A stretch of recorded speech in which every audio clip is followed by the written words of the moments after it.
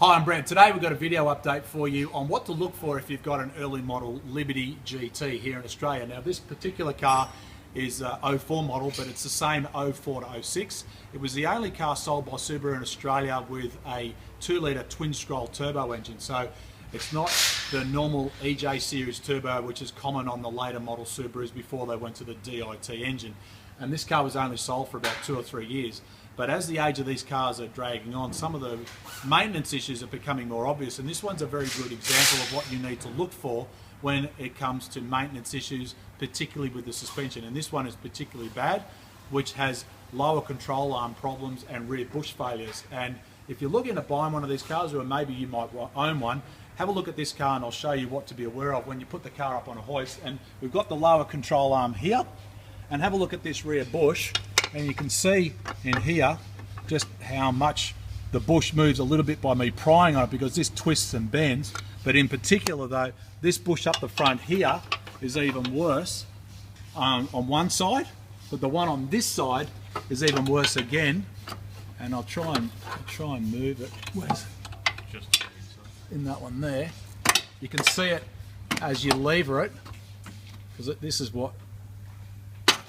So that bush on suspension travel when the car's moving is actually moving in and out, which is wearing the tyres out. And you can see up in here as well, the bush is completely torn away from the outer shell, which is not overly obvious when the car is sitting on the ground. But this is a common problem with the age of these cars. But let's come down the back and have a look at the rear bush.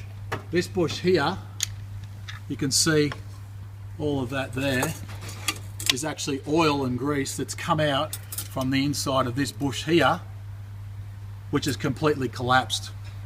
Now that bush supports the rear diff. It doesn't have effect on the rear suspension, but it is a mechanical bush with hydraulic fluid inside it. So there you have it. If you're going a Liberty GT, early model, twin scroll turbo, 04 to 06, this is some of the things you need to be aware of. I'll take some still photos and post it on the link at the bottom of this video so you can learn and understand a bit more about this model car and this type of suspension. Interestingly, the multi-link rear suspension on this car and the lower control arm suspension on this model is very common all the way up to the MY13 WRXs and STIs, and it is something you need to be aware of if you're looking to improve the car from a suspension handling point of view, but more so from a maintenance point of view, because this car's only done 150,000 Ks, but obviously in previous workshops it hasn't been looked after or looked at carefully.